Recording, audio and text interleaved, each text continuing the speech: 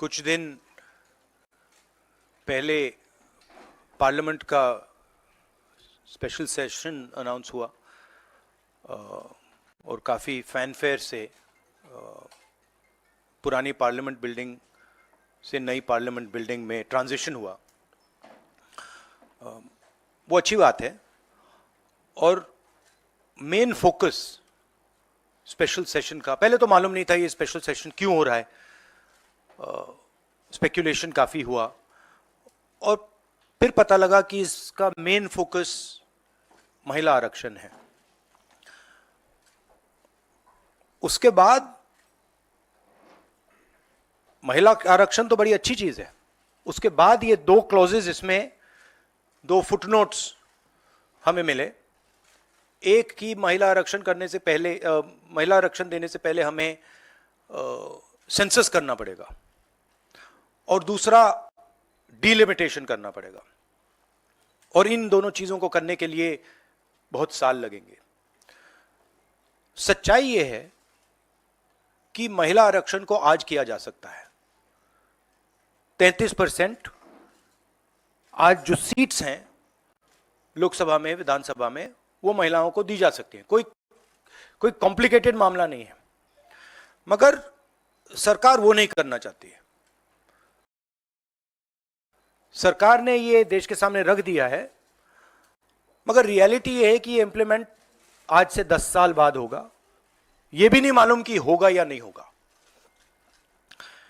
तो एक प्रकार से ये डिस्ट्रैक्शन टैक्टिक है, डाइवर्जन टैक्टिक है। डाइवर्जन किस चीज से हो रहा है? डाइवर्जन ओबीसी सेंसस से हो रहा है। मैंने पार्लियामेंट में सिर्फ एक इंस्टीट्यूशन के बारे में बात की, वो जो हिंदुस्तान की सरकार का सेंटर है, कोर है, जो हिंदुस्तान की सरकार को चलाता है,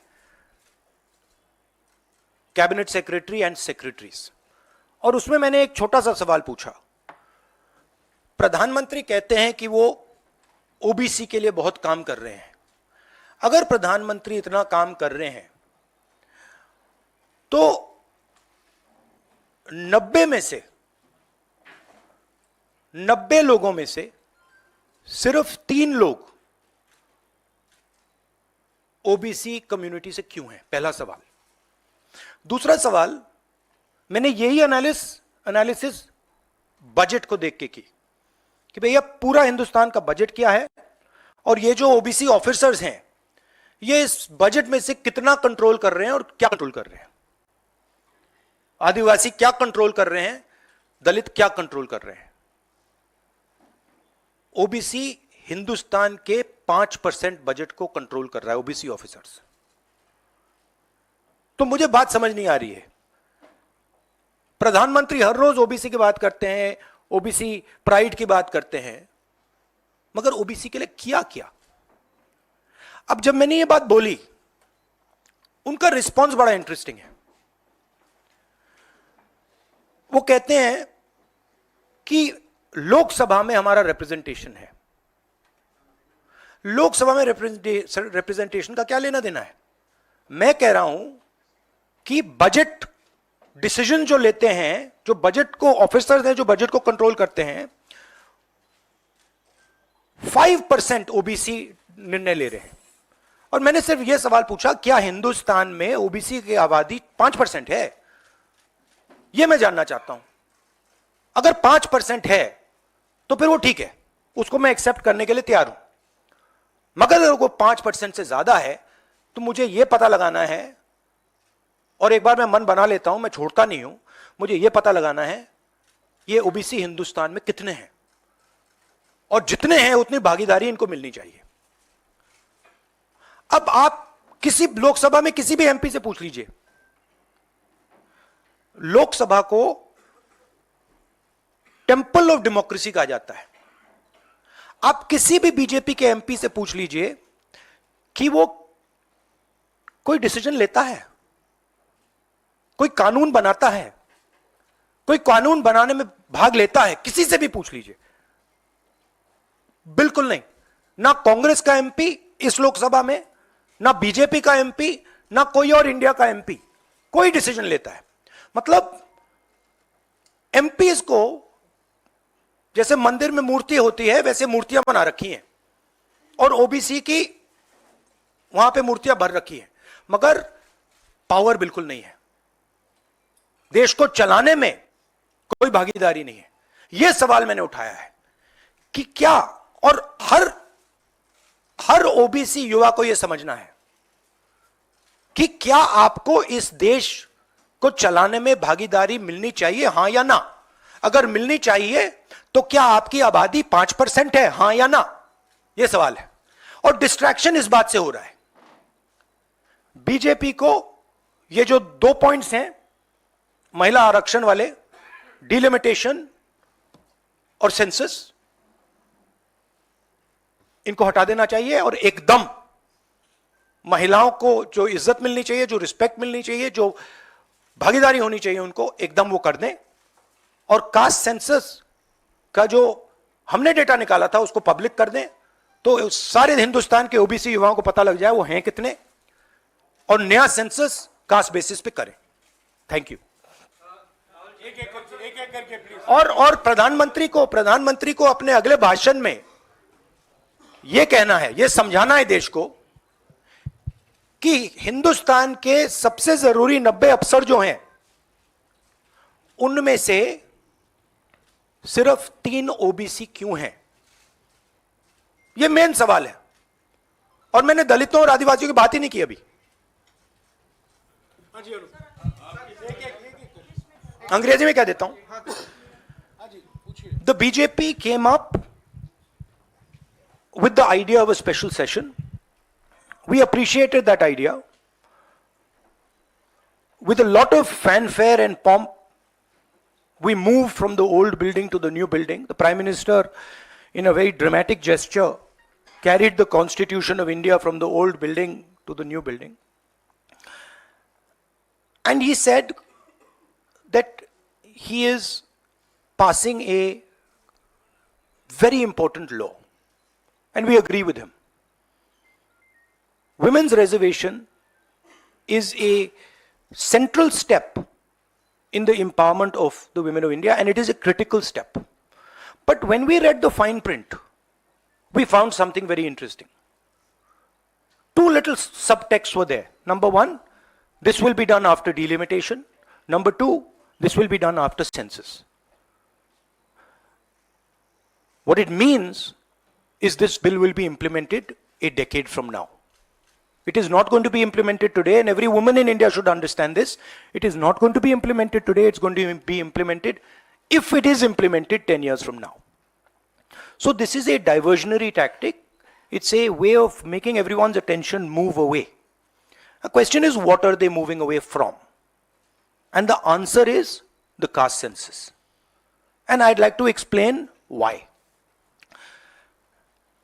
In my research for my speech, I looked at how many officers in the government of India, the senior most officers are secretaries, how many secretaries in the government of India come from the OBC community, how many come from the Dalit community, how many come from the tribal community.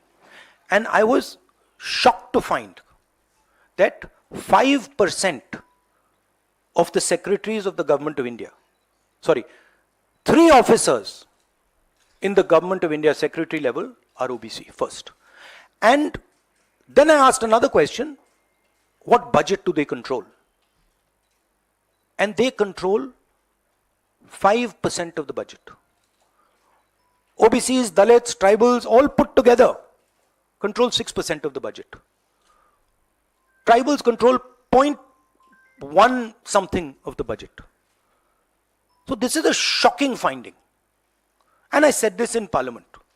My point being that are the OBCs 5% of India? Is that the amount of participation we want of the OBC community? So the central question is, how many OBCs are there in India? How many different communities are there in India? If we want to distribute power to the people of India, we have to know this number. Otherwise, we are working without data. And so I placed this on the floor of the House and I said, look, please tell us how many OBCs. We have the data. I know, because the government of India has already done the census and all this data is available. Why is the Prime Minister not releasing this data? And second, what is this delay in this census? The caste census should be done now, and the last caste census data should be released at once. Now, what was the BJP's answer? Very interesting answer. That it doesn't matter how many OBCs are in the government of India. What matters is that we have MPs and MLAs who are OBC. No, that's not the point. Because you can ask any MP or any MLA how much they participate in lawmaking, how much they participate in how the money in India is spent, they will tell you there's no participation. So it is almost as if they keep placing these OBC MPs into the Vidhan Sabha from one side and taking away the real power of the OBCs from the other side. And as the Prime Minister keeps saying, he's an OBC leader, I want him to explain why only 3 OBCs are there in the government of India. And why the OBC community, which is the backbone of this country, is responsible for only 5% of the budget. They have not been able to answer this question. In fact, when I said it, I saw in their face the panic. Because this is the truth, this is what they're trying to distract India from. The fact that the large mass of Indian people do not have any power.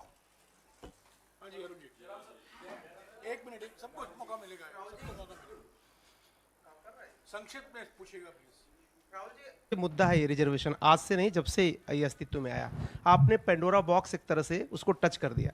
आप कल ये बात कह चुके अपनी speech में कि भाई ये दो, सरकार तो नहीं दे रही, सरकार ने तो पास करा दिया बिल। अब सवाल उठता है आपका, क्या आप आगे चल के सरकार में भी, जैसे सेक्रेटरीज हैं, सरकार में भी और महिला आरक्षण में भी ओबीसीज के लिए अलग से व्यवस्था करने वाले? देखिए, सिंपल बात, स्टेप बाय स्टेप करना है।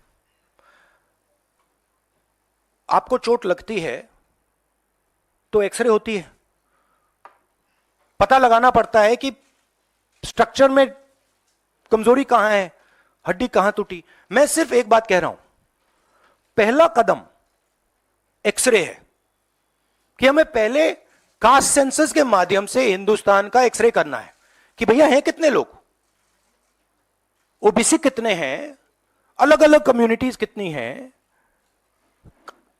ट्राइबल्स कितने, ये पहले टेबल पे तो रखो। डिसीजन लेने से पहले अगर हम अपने सामने डेटा ही नहीं रखेंगे तो डिसीजन कैसे लेंगे? वो तो आपने बात की बात की, मगर पहले हमारे सामने डेटा रखो। डेटा रखोगे मैं आपका जवाब दे दूंगा, आज तो डेटा ही नहीं है। दूसरी बात, मैंने अपने भाषण में कहा कि आजादी की जो मूवमेंट थी वो एक शुरुआत थी।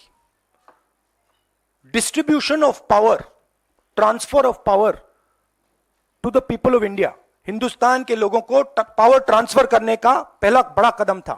उसके बाद हमने और कदम लिए हैं। कास्ट सेंसस से जो डेटा निकलेगा वो हिंदुस्तान की जनता को और पावर ट्रांसफर करने का तरीका है। मैं कहता हूं कि हिंदुस्तान के जो ओबीसीज हैं, दलित्स हैं, ट्राइबल्स हैं, बाकी लोग हैं, महिलाएं हैं, उनको हमने ट्रांसफर ऑफ पावर करना है। उनके लिए हमें पावर ट्रांसफर करना है, उनके हाथों में पावर डालनी है। फाउंडेशन वो है, और कास्ट सेंसस की जरूरत है, क्योंकि उसको समझे बिना हम ये कर ही नहीं सकते।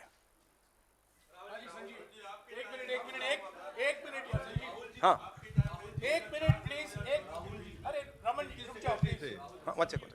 हाँ, देखो, हमारे समय जितने भी थे सही रिप्रेजेंटेशन होना चाहिए। हमारे समय कम था, वो भी खराब है। इनके समय कम था, कम है, ये भी खराब है। हम चेंज चाहते हैं, ठीक है। मेरा कहना है कि जब मैंने ये आंकड़ा देखा मैं हिल गया। मैं बिलीव नहीं कर सकता था कि 90 सेक्रेटरीज में से 3 ओबीसी के हैं। मैं शॉक हो गया, मैं हैरान हो गया, ये क्या हो रहा है। और इसको बदलना है। हिंदुस्तान के जो आम जनता है, गरीब जनता है, उनको पावर देनी है। Rahul ji, you just said that you want that the power should be transferred to women and OBCs and other backwards. You know, this is a form of transferring power. The Prime Minister has said that this bill will lead to an era of women-led development. Do you feel that in the present form, this bill will be able to achieve this goal? Considering that it is Yeah, not being implemented now. The problem is the implementation. So what they have said is, we are placing a bill on the floor of the House, but we will implement it 10 years from now. What does that mean? That's like the Prime Minister saying, you know, we are going to place a bill on OBC caste census in the floor of the House, and we are going to do it in 30 years. What does it mean? Means nothing. So we agree with the bill. Remove these two clauses and make it happen today. And don't insult the intelligence of India's women. Because India's women understand what you're doing.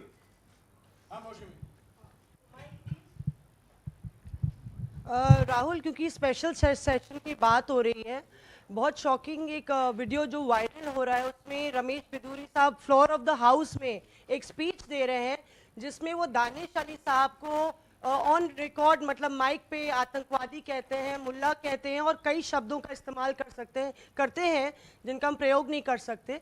तो इस तरह का व्यवहार जब संसद के भीतर हो रहा है, किस तरह से आप इसको देखते हैं? देखिए, वो और पार्लियामेंट का इशू है, उसमें मैं ये स्पीकर की जिम्मेदारी है और ये पार्लियामेंट्री प्रोसेस चलता है, इस पे मैं यहाँ पे कमेंट नहीं कर सकता हूँ। बट मैं कंप्लीट नहीं हुआ, कंप्लीट नहीं हुआ। राहुल जी, आप बहुत महत्वपूर्ण सवाल उठा रहे हैं, एक तो देरी का, दूसरा ओबीसी के कोटे की मांग कर रहे हैं। सवाल यह है कि 2010 में जब यूपीए के समय में बिल आया था, तब अगर यही कोटा जो आज कांग्रेस मांग कर रही है अगर दे दिया होता तो ये कानून शायद 10 साल पहले बन जाता।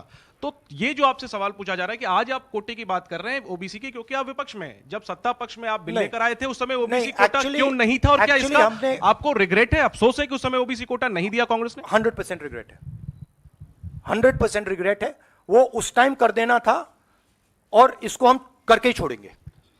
Rahul ji,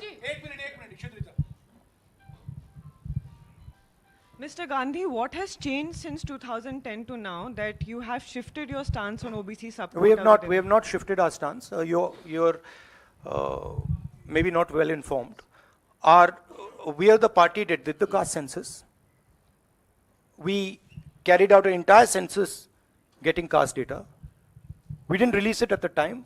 There was a discussion, internal discussion. We should have released it at the time, and it should be released now. There is no change in our view on this. Yes, I see.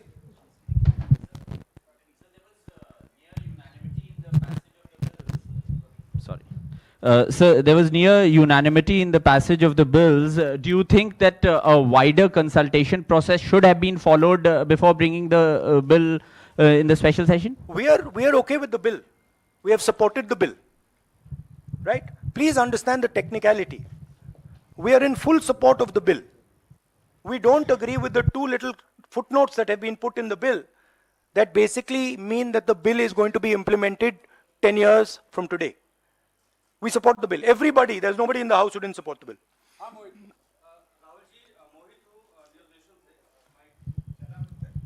Rahul ji, मेरा सवाल ये है कि जब भी आप कोई issue उठाते हैं तो आप लोग खासतौर पे राहुल जी, आपके ऊपर, आपके परिवार के ऊपर और आपकी पुरानी सरकार के ऊपर पर्सनल अटैक किए जाते हैं, आप लोगों के ऊपर अटैक किया जाता है। आपने ओबीसी का मुद्दा उठाया, आप लोगों के ऊपर अटैक किया गया और उसके बाद आप बेबाकी से आपने बोला भी कि मैं रिग्रेट करता हूं कि हमारी सरकार में इसको शामिल कर लिया जाता तो बेहतर होता। आखिर सरकार की क्या मंशा है? 6 महीने के बाद लोकसभा चुनाव है, 5 राज्यों में विधानसभा चुनाव है, सरकार की क्या मंशा है कि ऐसे वक्त में बिल लाया गया, पास करा लिया गया, डिलिमिटेशन और परसिमन की कोई बात नहीं हुई? नहीं, मुझे, जैसे मैंने कहा, मुझे लगता है कि ये एक डिस्ट्रैक्शन टैक्टिक है और 2 मुद्दों से बीजेपी घबराती है, डिस्ट्रैक्ट कराना चाहती है और ये रिलेटेड हैं। एक है अदानी जी, जो देश का पूरा धन अपने हाथों में कॉन्सेंट्रेट कर रहे हैं, और दूसरा कास्ट सेंसस।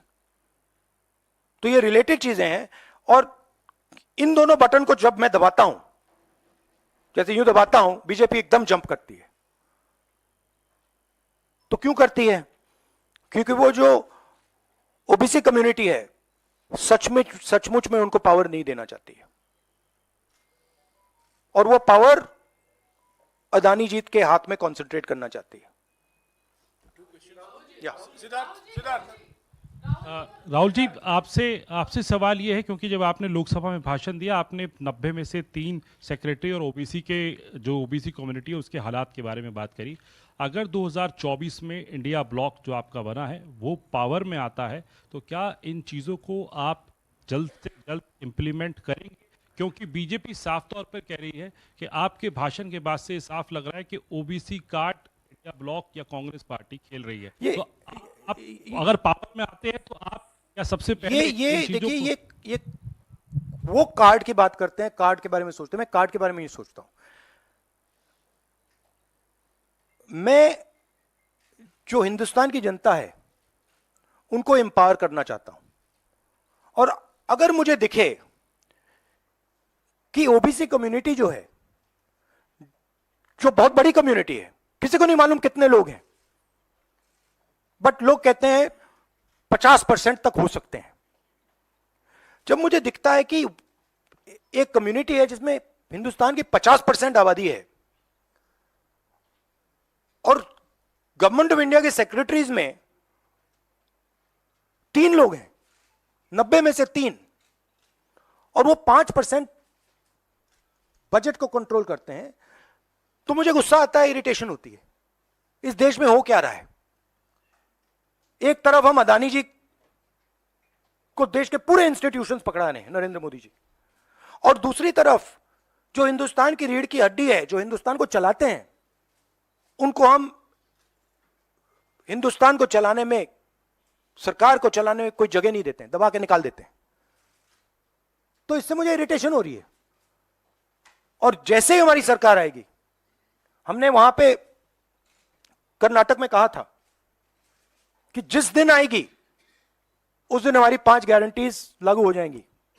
यहां भी मैं कह रहा हूं, हमारी सरकार आएगी, कास्ट सेंसस होगा, और देश को पता लगेगा कि हमारे ओबीसी भाई कितने हैं, दलित भाई कितने हैं, और उनको देश को चलाने में भागीदारी मिलेगी। यह मैं आपको कह रहा हूं। यह छोटी प्रोसेस नहीं होगी, एक दिन में नहीं होगा, मगर नियत समझिए।